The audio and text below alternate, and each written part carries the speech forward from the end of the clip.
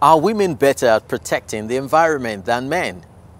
A lot of people think so because in many countries, women are the family leaders at home. When they talk, people listen. They serve as role models for their children as well. We'll meet an empowered woman like that from Kenya later in the show. But first, welcome to this episode of EcoAfrica, the environment program. I am Chris Lems from Lagos. And I'm Sandra Twinobdio, coming to you from Kampala here in Uganda. I hope you're ready for a great show. Today we've got a wealth of new topics for you coming from Africa and Europe. How fish are being preserved in Rwanda. Why owls aren't just beautiful, but they're also important for the environment. And how a simple technological advancement is helping new trees grow. Last year, there were more than 70 conflicts in sub-Saharan Africa. The reasons for them are complex. Fighting often revolves around political power, land, and resources. These conflicts will only grow worse with climate change as water and usable land grow even more scarce. Avoiding conflict requires cooperation between opposing parties, but keeping the peace can take grit and determination. And a woman in Kenya is the embodiment of both.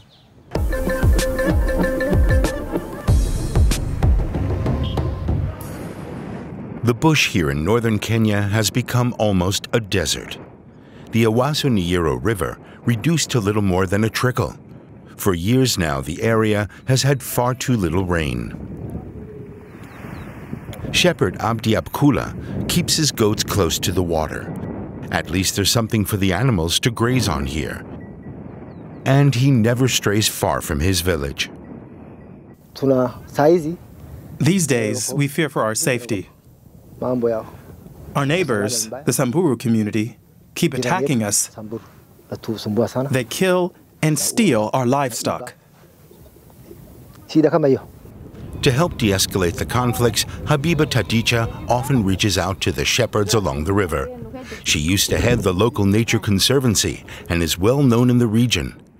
Disputes over water and grazing land have become frequent here. She negotiates with shepherds in this area of Beliko Bulesa, while other women are in dialogue with nearby communities. We have many meetings, peace meetings, especially like Beliko Bulesa I'm leading, like Sarah, there is a lady called Pauline who is leading. So even though, because we are mother and we know the disadvantages and advantages of the conflict, so we decide to sit with our young ones, those who are leading in conflicts, our husbands. And that's what makes this unusual. Women are taking the lead and making a difference. The Kenyan Constitution upholds gender equality, but in practice, it's still the exception. The Kenyan branch of the environmental group TNC is led by Munira Anyonge. She says Kenya needs more women leaders like Habiba Tadicha.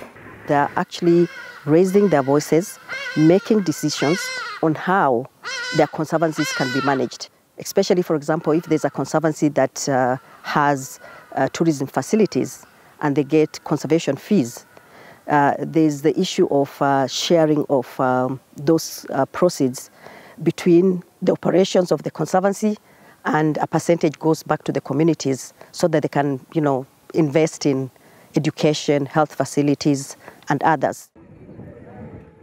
The TNC runs 39 nature conservancies in Kenya. It also finances the one in Habiba Tadicha's community. The conservancies protect nature, offer job prospects, and encourage women to play a greater role in society. Habiba Tadicha benefited from the conservancy and is now helping others. She and other women in her village have built a culture center. They did a lot of the work themselves. The women rent out the hall and the lodges to visitors and local people, which brings in money. That's allowed them to set up a savings club. Here, the women give out loans to each other, using income from the culture center, subsidies from NGOs, as well as members' own savings. Habiba Tadicha leads the club. She's given loans of $250 to more than 100 women, mostly to finance small business ventures. Dade Roba got a loan from the Savings Club to invest in an electric motor for her corn mill. Now she can earn more money. Like so many here, she's benefited from the Nature Conservancy.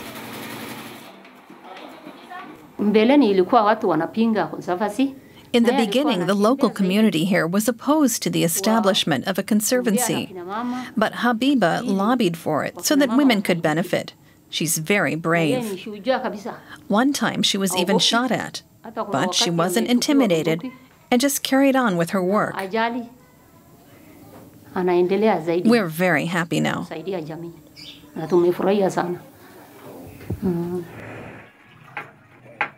She loves her work, but is often rushed off her feet. She has 3 children and also cares for her sick husband. Then she has 2 small shops that she opened with loans from the Savings Club. Thankfully, her eldest daughter is able to help out. Habiba Tadicha hopes her daughter will follow in her footsteps. And she certainly seems to have inherited her mother's passion for leadership. She already leads the local youth group. Nature is the basis of all life on Earth. It must be protected, and that includes biodiversity. Shark is considered a delicacy in many Asian countries, increasing demand for illegal poaching. To help combat smuggling, an anti-poaching organization came up with an unconventional prevention method. This in Doing Your Bit this week.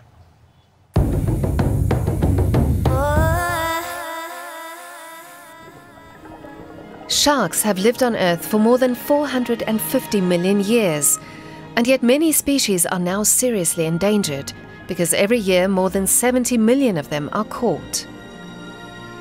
Asia is the main market for their fins, a popular and expensive delicacy. The market is worth more than 400 million euros. Each species of shark can be identified by its fins, something the wildlife protection organization Traffic is making use of in its fight against poaching. In South Africa, employees scan in real shark fins. That allows the computer to create exact 3D models of them. The 3D printer then builds a copy. And that's when the artistic part of the job begins. Shark fins are not only different in shape, each species has its own typical coloring, which makes it unique. All the details are included. The aim of these 3D printed models is to enable anyone to identify a shark species using them. Customs officials can use them and can essentially help stop any illegal fins being smuggled through their borders. It's a big gap in the illegal shark trade, and a lot of these fins are going through our borders undetected. This tool can really help in stopping that. Each artificial fin is also accorded a QR code. This gives customs officials more information about the particular species, allowing them to respond immediately if they find fins from protected sharks. And how about you? If you're also doing your bit, tell us about it. Visit our website or send us a tweet. #DoingYourBit. We share your stories. Let us stick with the topic of animal protection. Owls are adorable and can be found in many zoos, but they're getting harder and harder to find in the wild. According to the International Union of Conservation for Nature, climate change is causing large numbers of them to starve due to a lack of prey. The population decline is especially pronounced in North America and in Europe. The situation isn't much better. If certain species of owl go extinct, it will throw nature off balance. A woman in Russia is doing her part to help these vulnerable owls. This little guy looks terribly sad, but that's just its natural expression. In fact, these 2 Ural owl fledglings got lucky. They were rescued and now live in Galia Nasibulina's Owl Museum.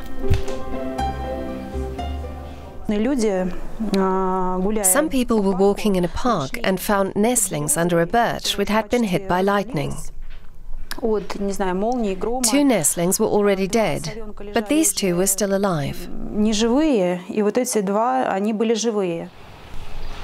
The museum is home to 17 owls. Galia Nasibulina has always loved the nocturnal creatures. She got her first pet owl 8 years ago and eventually decided to open a museum near St. Petersburg. 8 different species live here, and there's no mistaking which one tends to steal the show. Elvis, of course. I was impressed by his physiology, how Elvis cools down by opening his mouth. It was fascinating to learn about how the owls are found. Then Galia takes care of them and then releases them back into nature.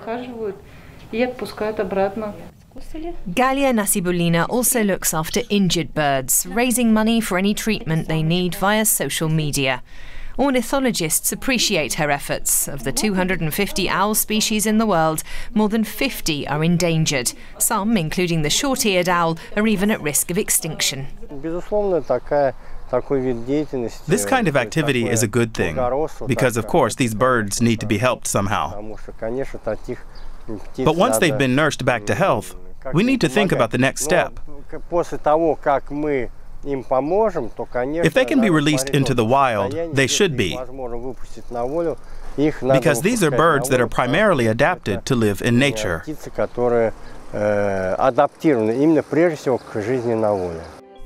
Galia Nasibulina is well aware of that. She's already returned 3 of her owls to their natural habitat, although she admits she would have happily kept them as pets forever, especially Elvis. What beautiful owls. Now let's head back to Africa for a completely different topic.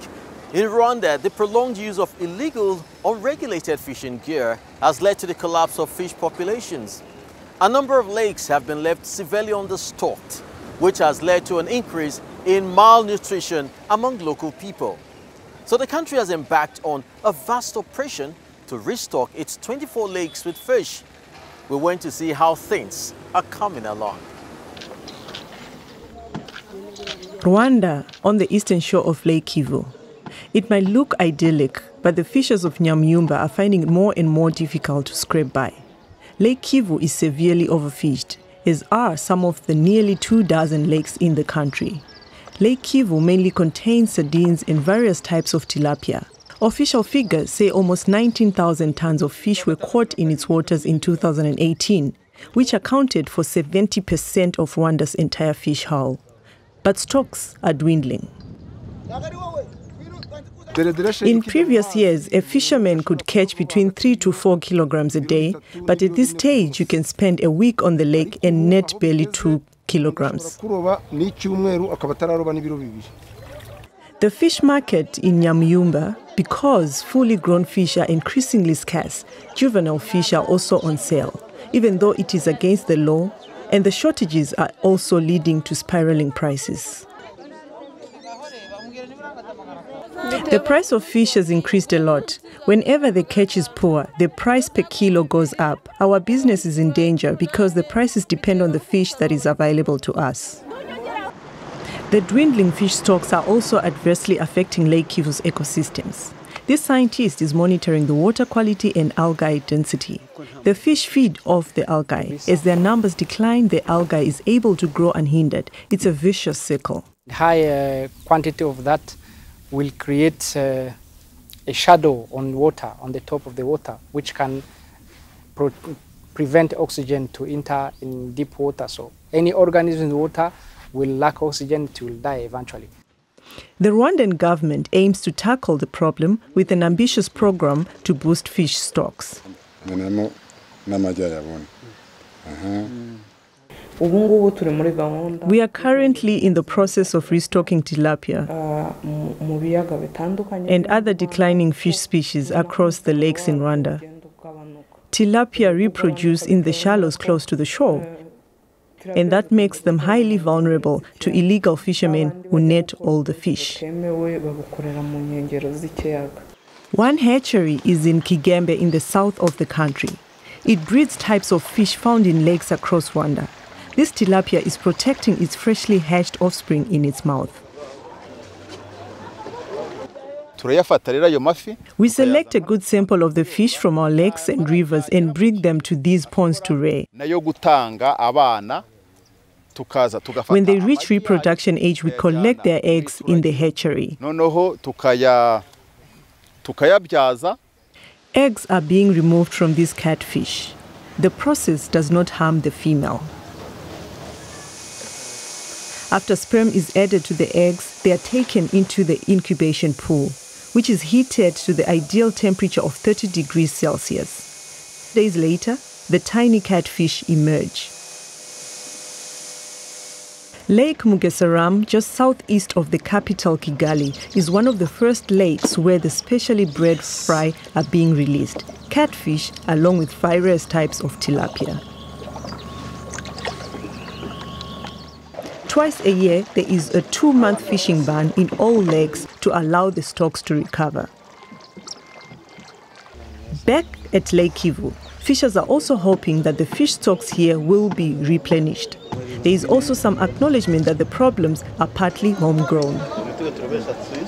Not all fishermen abide by the rules.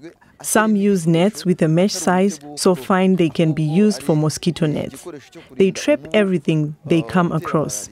It's a problem, but I also think the authorities have some responsibility. They should impose stricter sanctions. But penalizing the fish poachers will not be enough to ensure that Lake Kivu recovers.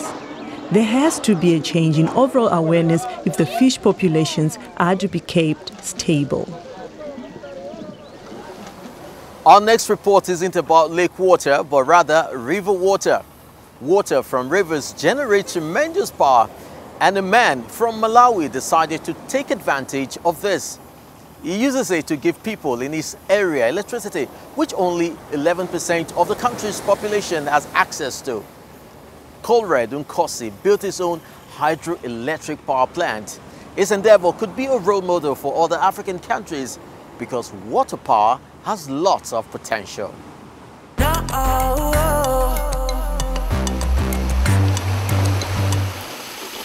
It took almost 5 years to get this machine to work. A reconstructed motor from a maize mill, which now harnesses the power of the Kasangazi River. Colred Nkosi's micro-hydroelectric power plant supplies electricity to the village of Yobe Nkosi 24/7. With this invention, there is the potential to produce enough power for 1,000 households here in the region, coming from that single turbine. And what's more, I can use the same water to power another turbine further downstream.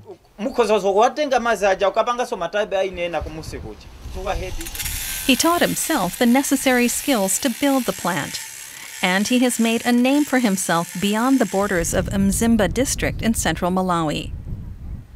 The families in the village pay Nkosi $1 a month to maintain the plant. They get the electricity for free. 1, 2, 3, 4, 5, 6, 7, 8, 9, 10, 11, 12. Kasangazi School is the only one in the region with electric light. Thanks to Nkosi, the children can also study after dark. In the past, we had to study by candlelight, and whenever there was no money to buy candles, we could not study. Now that we have access to electricity, I hope many more of us will pass our exams. The students helped install the wiring. It's the first time the whole village has had access to electricity. Just 11% of Malawi's population is on the grid, one of the lowest figures worldwide. One of the continent's biggest hydroelectric power stations is located on the Blue Nile River in Ethiopia. It's very controversial because neighboring Egypt fears it will cause water shortages there. And the huge construction has also transformed the landscape. Micropower plants like Colred Nkosi's generate a lot less electricity, but they're more environmentally friendly and easier to install. Colred Nkosi wants to do more and produce green electricity for nearby villages too, but says he lacks the necessary know-how. I wish I could find a sponsor to help me fulfill my plan of going back to school. to further my knowledge and pass on what I've learned to others. But at least word of his work has got to the capital, Lilongwe. The country's energy ministry has already promised to support Nkosi's plans to develop his mini power plant. 100 years ago, forests in Ghana were 5 times as big as they are today. There are many reasons for the country's rapid deforestation. For one thing, the population needs firewood and charcoal. Plus, the forests are also cleared for huge rubber plantations. Trees store carbon, making them very important for mitigating climate change. But just planting trees is not a solution. People also have to tend to them so that they can grow. An ingenious system is being implemented in Ghana. Take a look. As in many areas across northern Ghana, only little vegetation can grow here. As the trees wither, entire forests have disappeared. That means less rainfall, which in turn makes it difficult to plant new trees. It's a vicious circle. In 2016, an NGO launched a project to give new trees a more promising start. Baba Musa Idrisu is in charge of reforestation.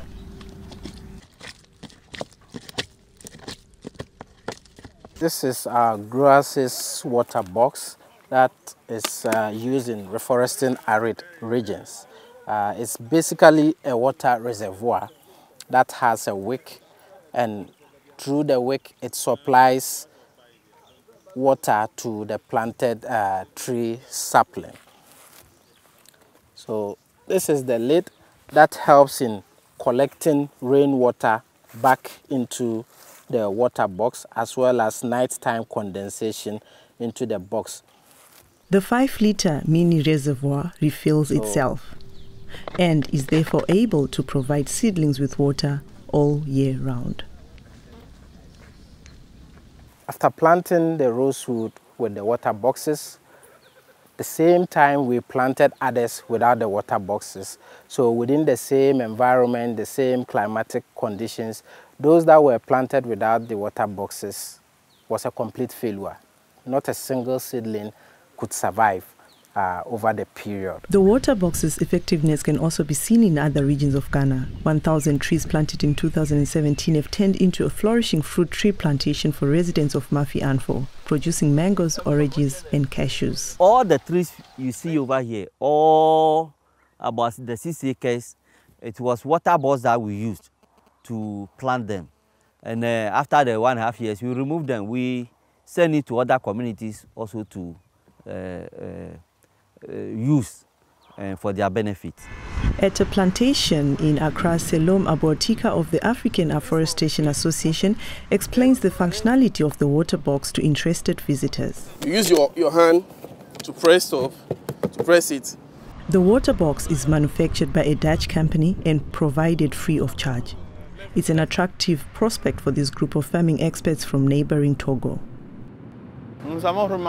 In Togo, the rain periods in rural areas have been particularly irregular in recent years. Plus, there was excessive deforestation.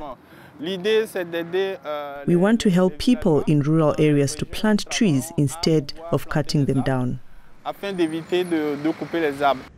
Which is where the water box comes in.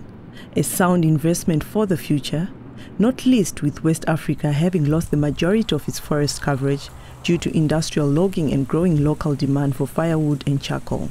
The challenge has been who consumes this most.